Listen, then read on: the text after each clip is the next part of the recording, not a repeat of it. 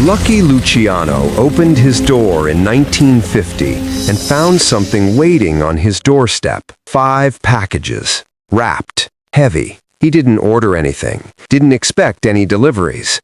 He opened the first one, and what he saw inside made him close the door, call a meeting, and never send men to Harlem again. Because those 5 packages weren't gifts. They were a message from Bumpy Johnson, a message written in a language every gangster understands. To understand what happened in 1950, you need to understand the power dynamic between Lucky Luciano and Bumpy Johnson. By 1950, Luciano was in exile. The U.S. government had deported him to Italy in 1946. But even from across the ocean, he still held influence over New York's criminal operations. He had men in place, Frank Costello running things day to day, Meyer Lansky handling finances, Vito Genovese waiting in the wings, and they all reported back to Charlie Lucky in Naples. But there was one neighborhood in New York that Luciano's organization couldn't touch, one territory that remained independent: Harlem. Bumpy Johnson controlled Harlem, had controlled it since the 1930s. Numbers rackets, policy banks, protection operations, all of it ran through Bumpy. And Bumpy didn't answer to the Italian families, didn't pay tribute, didn't ask permission. This bothered Luciano's lieutenants, especially Vito Genovese. "Charlie," Genovese said during a transatlantic phone call in January 1950, "Harlem is making millions and we're not seeing a dime. Bumpy has an understanding with us. We stay out of Harlem, he stays out of our territories. That understanding was made 20 years ago. Times have changed. Bumpy hasn't changed. Then maybe it's time someone changed the situation." Luciano was quiet for a moment. He respected Bumpy, had always respected him.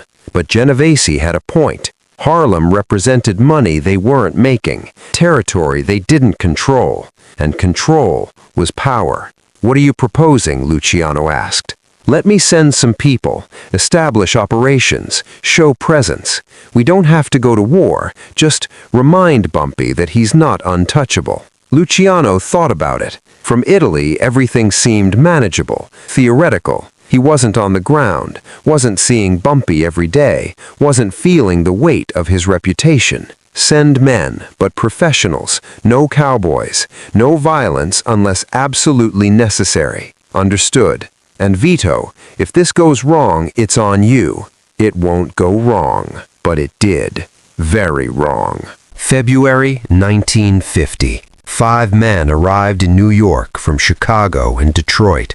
Professional enforcers, experienced in establishing operations in hostile territory. Their names: Tony Bacala, Vincent "Vinny" Russo, Michael Delaney, Sal Martino, and Frank the Hammer Costanza. Not to be confused with Frank Costello, different Frank, but just as dangerous. These weren't street thugs, these were soldiers with resumes. Between them, they had over 40 years of organized crime experience, extortion, gambling operations, enforcement, collection. They knew how to move into a neighborhood quietly, set up gambling houses, recruit local dealers, offer protection to businesses. The plan was simple. Phase 1. Establish 3 policy banks in East Harlem, recruit local numbers runners, offer better odds than Bumpy's operations. Phase 2. Approach businesses, offer insurance against trouble, build a client base. Phase 3. Expand. Once they had a foothold, bring in more men, more operations, slowly take over Harlem block by block. The 5 men checked into a hotel in Midtown, not in Harlem. Too obvious.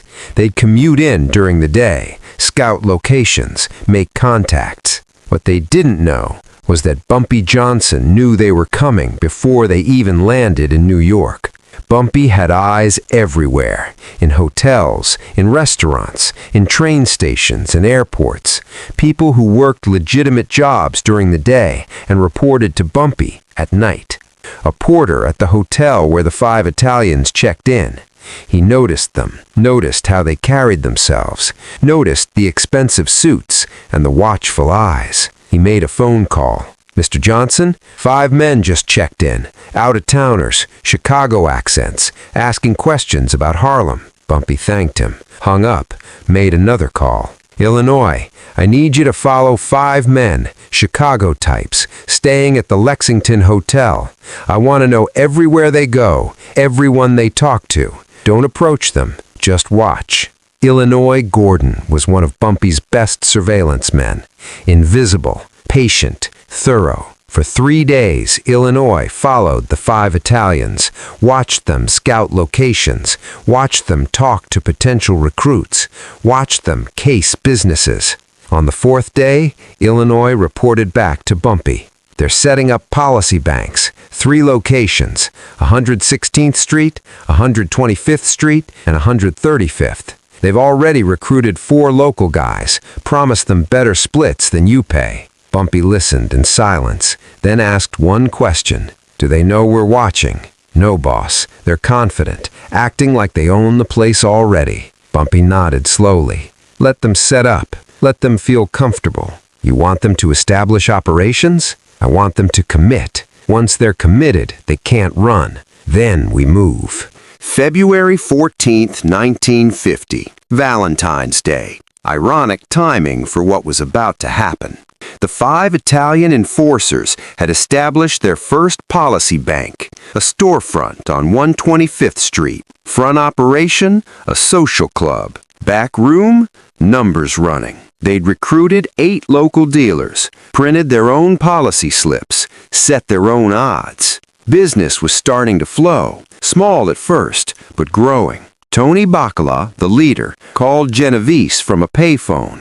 "We're operational. First location running smooth. The locals are responding well. Better odds bring better business. Any problems with Johnson? Haven't seen him. Haven't heard from him. I think he's letting it slide. Or he's watching. If he's watching, he's not doing anything about it. We're good." But they weren't good. That same night, Bumpy called a meeting at Small's Paradise. His core crew, 20 men, the ones he trusted completely. "Gentlemen, we have visitors. 5 Italians working for Genovese. They've opened a policy bank on 125th. One of his men. You want us to shut it down? No. I want you to let it run for 3 more days. Let 'em relax. Let 'em think they're safe. Then, on the 3rd night, we collect them. All 5? All 5. Same night. No mistakes. I want 'em alive first. Then we send a message." His man nodded.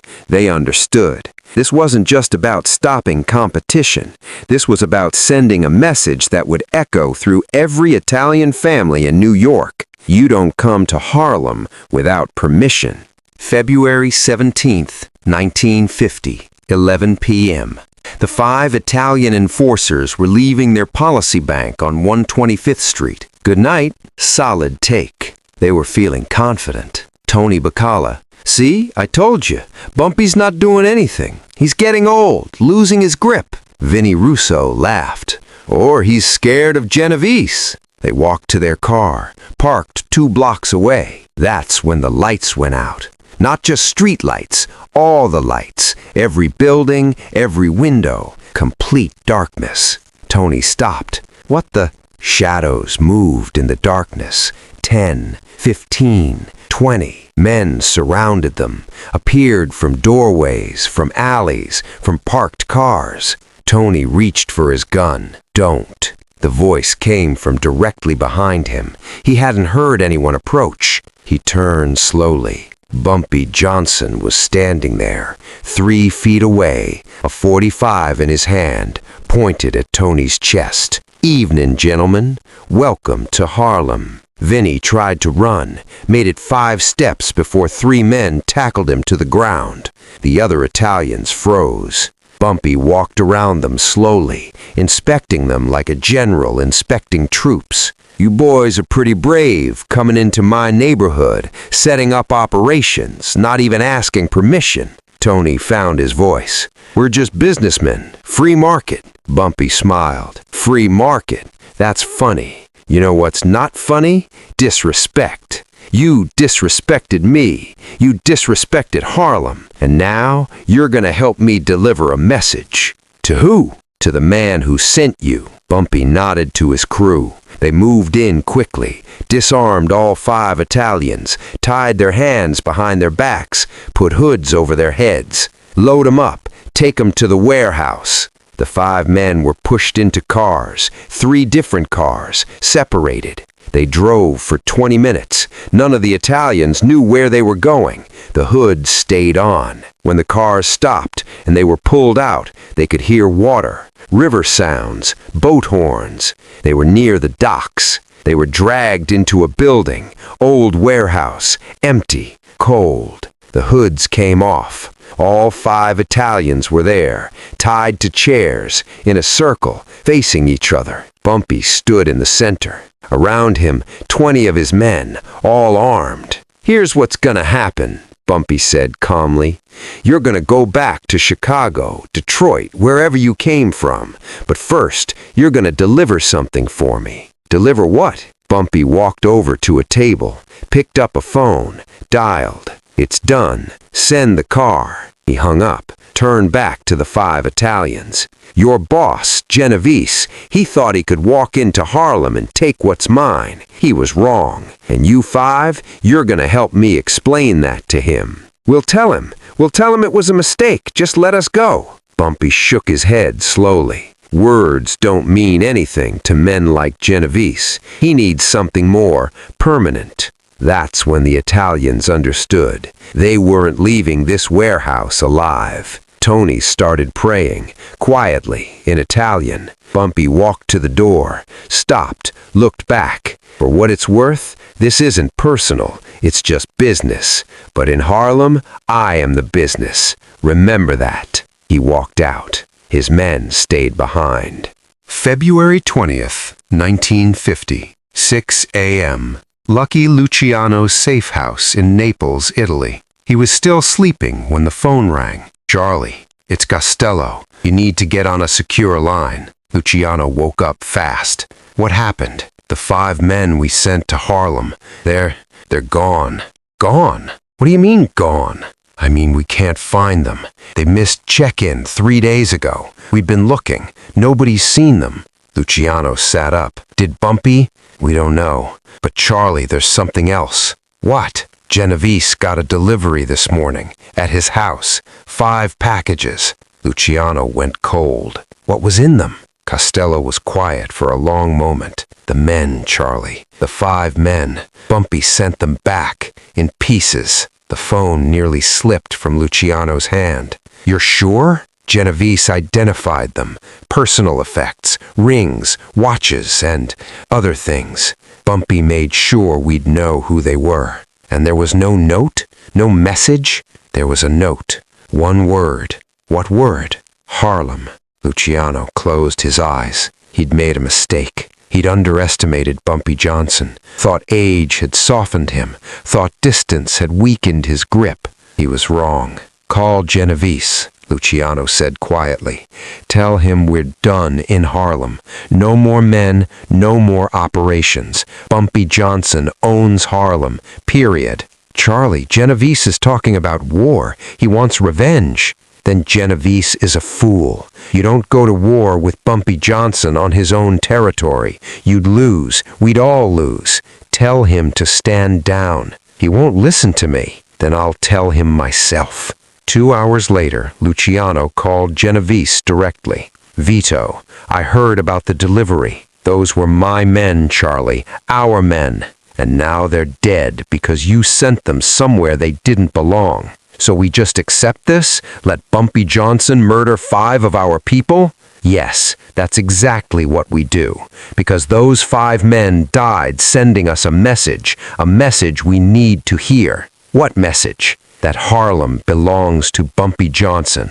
Not today, not tomorrow, not ever. We had an understanding. You broke it. He reminded us why that understanding existed. You're afraid of him." I respect him. There's a difference. And if you're smart, you'll respect him too, because the alternative is a war you cannot win." Genovese hung up, angry, humiliated, but he followed orders. No more men went to Harlem. The story of the 5 packages spread through the underworld like wildfire. Nobody knew all the details, how Bumpy had killed them, where, when, but everyone knew the outcome. 5 Italian enforcers went to Harlem. 5 packages came back. The message was clear. Harlem was off limits. Years later, after Bumpy's death in 1968, an old associate was asked about that night. What really happened to those 5 men? The associate smiled grimly. Bumpy caught them, tied them up, and then he did something I'd never seen him do before. What? He talked to them for hours, explained why they had to die, not out of anger, out of necessity. He said, "Nothing personal, but if I let you live, 10 more will come, and then 100. This ends with you." And then he made it quick, clean, professional, because Bumpy wasn't cruel, he was just absolute. The 5 packages that arrived on Genovese's doorstep became legendary, a cautionary tale, a warning. You don't enter Bumpy Johnson's territory without permission, and if you try, you don't come back, at least not in one piece. Lucky Luciano, sitting in Italy, understood the message perfectly. He never sent anyone to Harlem again, never tested Bumpy again, never questioned the understanding they'd built decades earlier. Because some men you can threaten, some men you can buy, some men you can intimidate. But Bumpy Johnson wasn't some men. He was the king of Harlem, and kings don't negotiate with invaders. They send them back, as a warning to anyone else who might try. If this story showed you why they called him the Godfather of Harlem, hit that like button. Subscribe for more untold stories from the era when respect was earned with action, not words. Drop a comment. Do you think Bumpy went too far, or was this exactly the message that needed to be sent? And turn on notifications, because next week we're revealing the story of when Luciano and Bumpy finally met face to face after this incident, and what they said to each other changed their relationship forever. Remember, in Harlem, Bumpy Johnson didn't make threats, he made demonstrations, and 5 packages proved it.